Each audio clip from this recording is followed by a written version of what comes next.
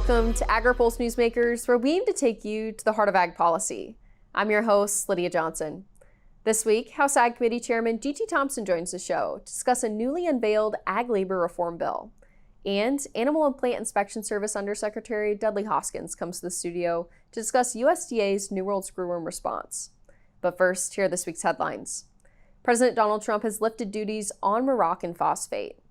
In a move that drew cheers from farm groups, the 8th-month order directs the Treasury and Commerce Departments to use their authority under the Tariff Act of 1930 to suspend the nearly 20% countervailing duties which had been requested by U.S. phosphate manufacturers Mosaic and Simplot. Facing surging fertilizer prices due to the war with Iran, dozens of farm groups called for an end to the duties on June 1st, with an analysis concluding that the countervailing duties on Moroccan phosphate raised input costs for farmers of corn, soybeans, wheat, rice, sorghum, and cotton by roughly $6.9 billion over the 2021 through 2025 growing seasons.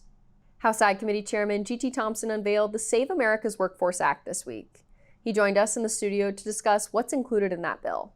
Lydia, it's a great bill. It's a bill that was written really by the agricultural stakeholders for agriculture stakeholders. We, whether it was through the input that we got traveling the nation, really preparing for the Farm Bill, but ag labor always came up as a concern in all 160 listening sessions that I did. Or it was the work group that was put together.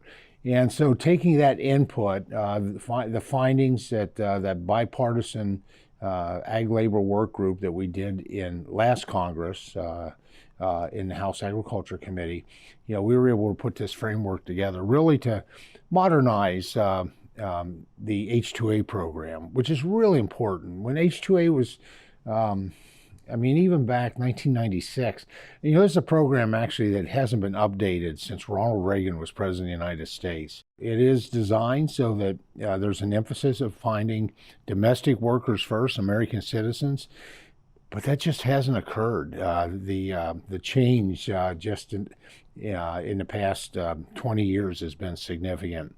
And so without a modernized H-2A program, actually what we're seeing is crops left to rot in the field, dairy farms that go out of business because they just don't have the workforce. And you mentioned those dairies, but with this bill, it would be the first time that dairies would actually have access to this H-2A program. What does it mean to have those year-round workers? For dairy, I spoke with a mushroom grower who said that they would have access for the first time. What does it mean to have that more year-round access for agriculture? It's incredibly important. Dairies, mushrooms, greenhouses, livestock, there's just so many that would have access, and some processing, actually, the first part of processing, not food manufacturing, but everything prior to that. It's a significant need, and it's also a driving cost to agriculture today. Farmers you and I have talked a lot about all the challenges that our farmers face with increased inflation, the cost of inputs, trade, disruption, which means you can't get inputs or you perhaps lose markets or incur tariffs right now as the Trump administration works through trade. I will say that's very promising. The Trump administration has formalized 19 trade agreements during 18 months. So that's really promising. But this is the cost is a significant factor. When the H-2A program was first started, a lot of farmers were quoted as saying, it saved us from bankruptcy. And what they're saying today, because of how the cost of that adverse effect wage rate has increased exponentially, especially under the Biden administration, a lot of them are saying, this is why I'm going bankrupt, is because of the H-2A program. We'll be back with more Newsmakers right after this. As a cooperative, our customers are our owners. They share our profits and help guide our business.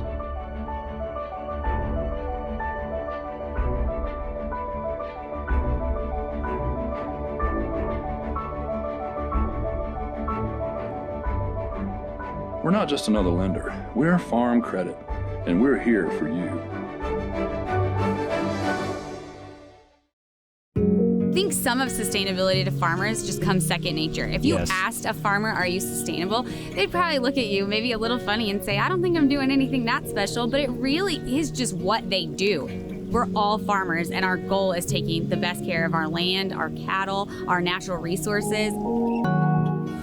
This is my sustainability story.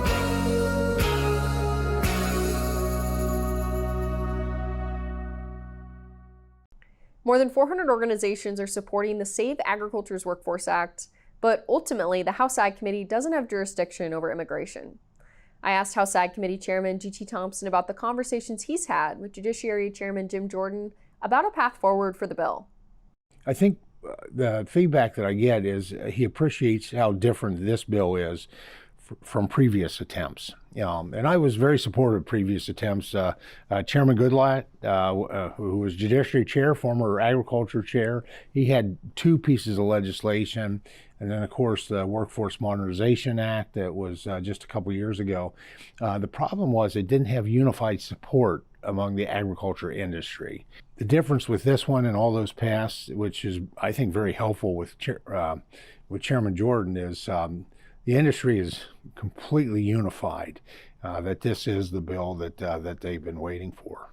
Yeah, you've got to think you've kind of done the heavy lifting to get all those stakeholders in line. Yeah. I mean, is this something that you could see, or have there been conversations about slipping into, some broader piece of legislation within the lame duck later this year? Well, I certainly hope that we'll find a vehicle for it, because we can't wait for this.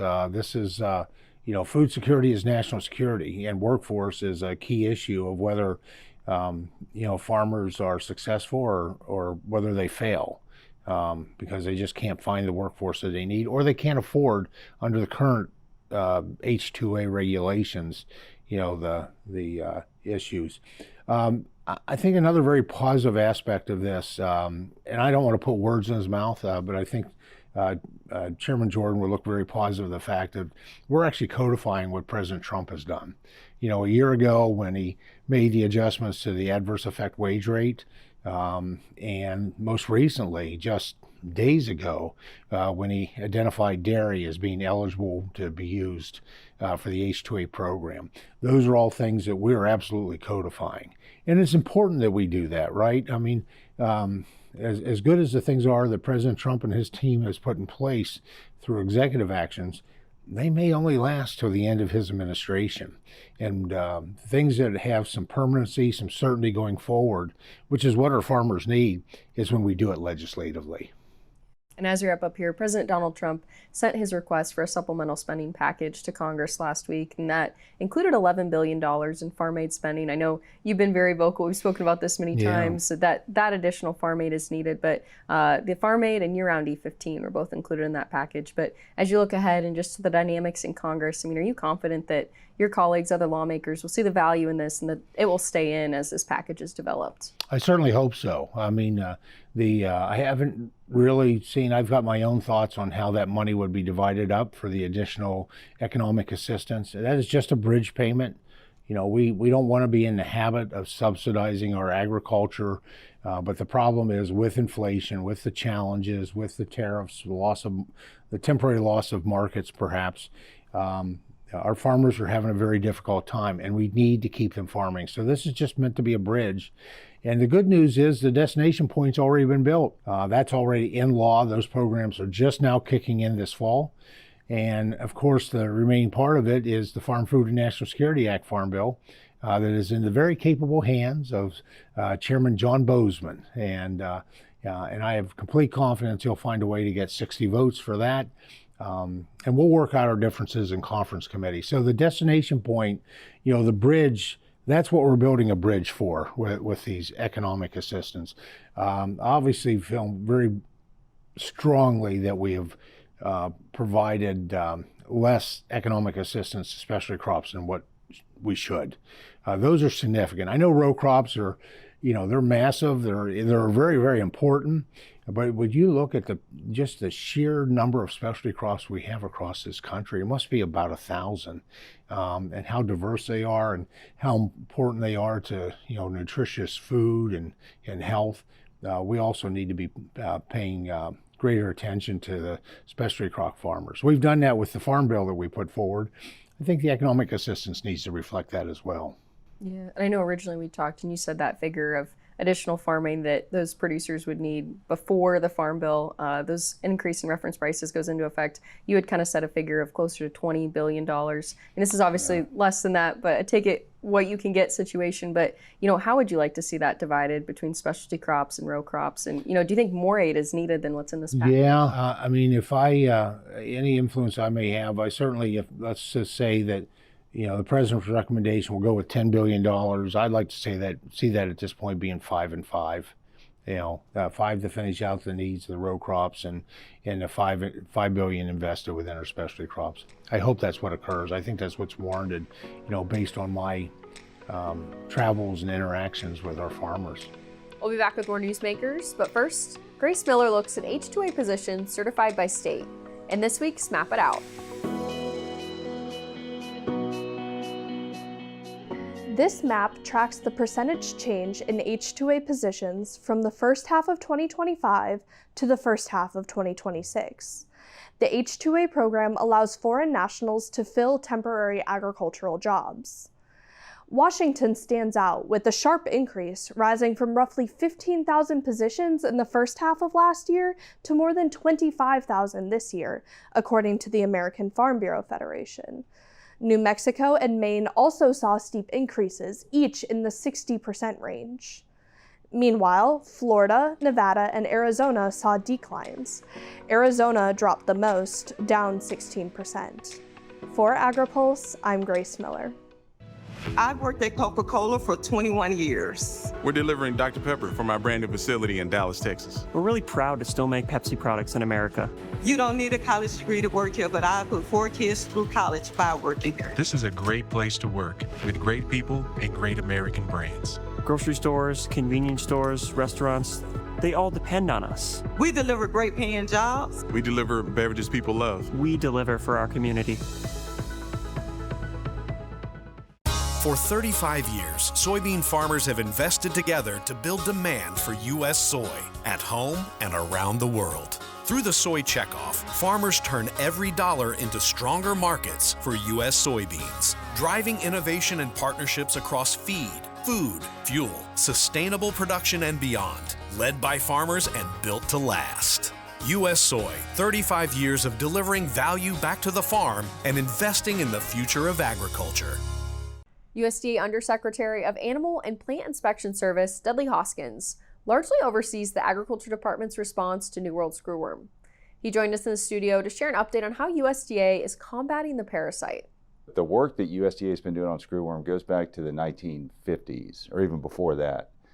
Some ARS researchers developed the sterile insect technique, and that's been a tool that we've used from the 50s to the 60s to the 90s to current day to eradicate the screwworm from North America, Mexico, Central America, and kept it in south of the Panama, the Darien Gap, for over 20 years. So we have that tool. We know it works, and that continues to be our focus on where we're going. A lot of things to talk about just in terms of facilities, modernization, innovations, but right now, we're looking at 29 current domestic detections in the U.S. 28 of those are in Texas. From June 3rd, when we had our first detection, APHIS has been on the ground working with our partners at the Texas Animal Health Commission, leading that emergency response. A lot of state, federal entities, a lot of industry partners. It's been a whole of government approach. And we continue to do everything we can to mitigate the impact of not just the screwworm on livestock, which we know is a priority for us, but for all the potential host and wildlife included. Yeah, and I know our viewers, a lot of farmers and ranchers are hearing, over 24 of those cases now, but, you've been on the ground in Texas quite a few times from my understanding, but, are there movement restrictions now for those producers, or is that something that you're considering or discussing? Yeah, such an important question. So we have the New World Screwworm Playbook that we developed over the last year and a half. A lot of feedback from our industry partners about how we would implement it, how we would respond to it. We made some modifications to that playbook earlier this year. But one of the critical pieces is about the movement of potentially infested animals. So we have infested zones, we have surveillance zones. We support our state lead agencies and how they implement those treatment protocols and inspections. But the bottom line is there's no prohibition on movement. It's just if you're in an area that's been impacted, you just have to go through certain steps to move your animals out of your facility. Yeah. And how about that trade space? I mean, has New World screwworm caused foreign import restrictions so far, or is that something that, I'm sure you have on your radar, but that you're anticipating as well? Yeah, we do. We've seen some of our trading partners, including Canada, Mexico, take certain actions restricting imports of U.S. animals from certain areas into their countries. And fundamentally, that's really why the playbook and the response is so important. We know how to beat this thing. We know how to mitigate the impacts and the movement of the fly and the maggots. We do that through implementation of the playbook, through treatment and through inspections. And once we do that and we can demonstrate that that's effective, that's really critical for us to be able to, for our trading partners to see and revisit some of those prohibitions. Yeah. And you've noted USDA has said that it'll take roughly 500 million sterile flies to eradicate New World screwworm in the U.S. and similar technology that we've been using, since the first time the fly was identified. But currently, production is only about 200 million flies between the Panama and Mexico facilities. I mean, is the current effort constrained by that lack of production capacity? And how quickly will USDA really be able to scale up to meet that need? We've been doing a couple of things. Obviously, we have the Copeg facility in Panama. We're producing 100 million sterile flies per week there currently. Last weekend, the Secretary Rollins was in Mexico at the Matapa ribbon cutting with President Sheinbaum and her counterpart in Mexico, Secretary Lopez. Such a critical milestone to bring that facility online. So as Matapa, the construction's completed, it'll take some time to build the brood of sterile flies. But in the coming weeks, and certainly by the end of the year, we'll have 100 million sterile flies coming out of Matapa. So while all of that is happening, we're still focused on more air base, which is part of the Secretary's initiative she launched last year. We are building that facility in record time. I know a lot of people have asked, why is it so difficult and complex to get that facility operational? The reality is it's a BSL-2 plus facility. And so with that comes the infrastructure, the water, the power, all the complexities of that design structure. But grateful to our friends at the U.S. Army Corps of Engineers and Mortensen Construction for not just the expedited timeline that we started with, but the process we're going through currently to see if we can shave even more time off that facility completion. We'll be back with more Newsmakers right after this. I've worked at Coca-Cola for 21 years. We're delivering Dr. Pepper from our brand new facility in Dallas, Texas. We're really proud to still make Pepsi products in America. You don't need a college degree to work here, but I put 4 kids through college by working here. This is a great place to work with great people and great American brands. Grocery stores, convenience stores, restaurants, they all depend on us. We deliver great paying jobs. We deliver beverages people love. We deliver for our community.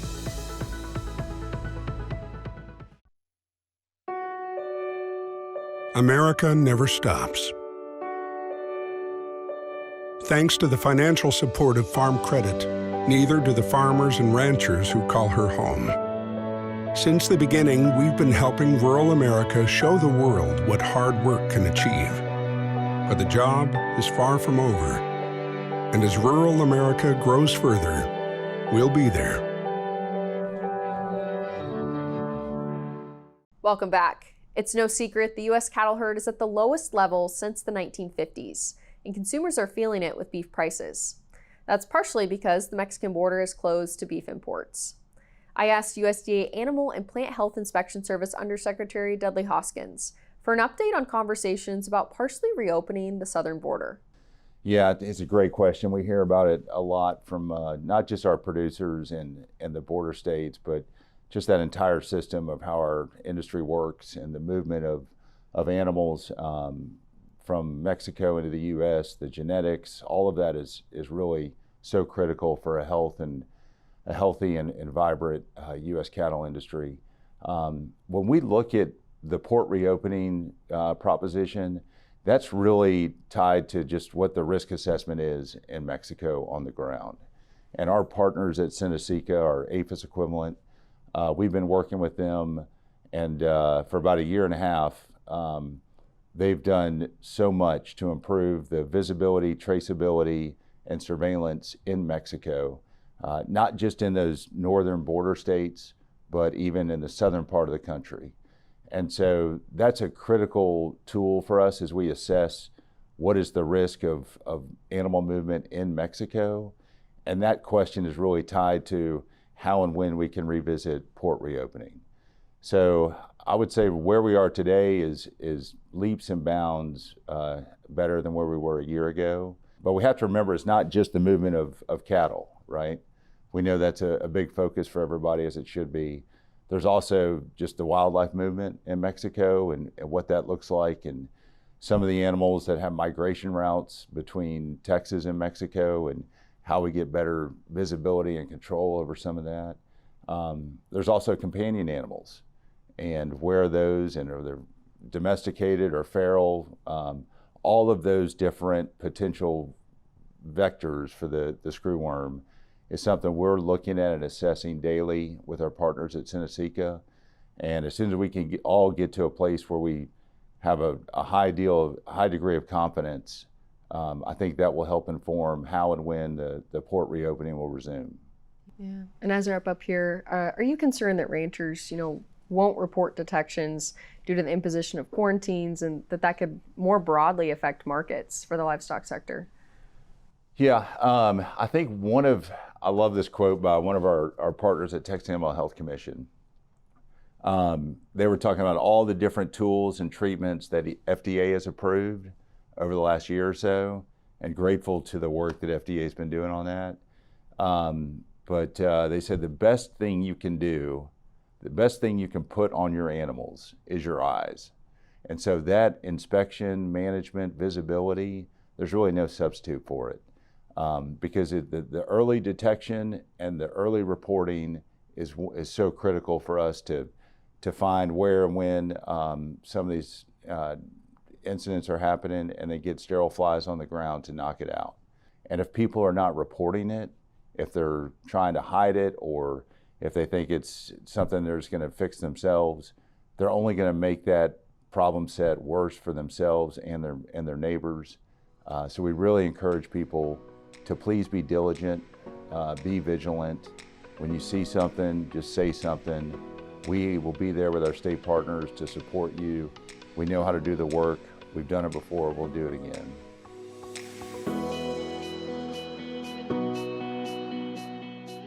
With historically high beef prices and a shrinking U.S. cattle herd, ranchers are feeling the squeeze. Live cattle futures hit $251 per hundredweight in May, even as the national cattle inventory has declined every year since 2019. CoBank says those market pressures are creating an opportunity for dairy producers to raise beef on dairy calves, or animals from dairy cows crossbred with beef cattle, to capture revenue from both the dairy and beef markets. But CoBank notes a key challenge. Beef on dairy calves often bring a one-time payout, and there's financial incentive to sell them just days after birth. That could make it harder for dairies to maintain or rebuild their heifer inventory. For Agri-Pulse, I'm Grace Miller. For 35 years, soybean farmers have invested together to build demand for U.S. soy at home and around the world. Through the soy checkoff, farmers turn every dollar into stronger markets for U.S. soybeans, driving innovation and partnerships across feed, food, fuel, sustainable production, and beyond, led by farmers and built to last. U.S. Soy, 35 years of delivering value back to the farm and investing in the future of agriculture. I was kind of known as the sheep guy around here. The fire went from north to south, and it blew that way, and it went straight down the house. Lost all of our sheep literally a week before we were to start lambing. And I was really in a bad place. I happened to notice this farm state of mind piece of paper.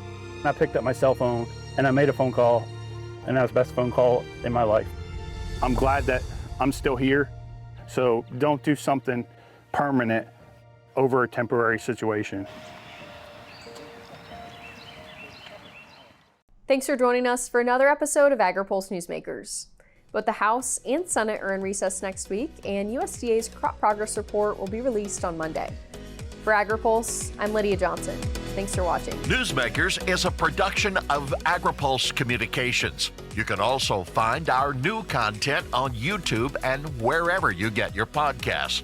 And don't forget to follow Agri-Pulse and our correspondents on social media to get breaking news and more. For agriculture, trade, food, environment, and regulatory news, your source is agripulse.com.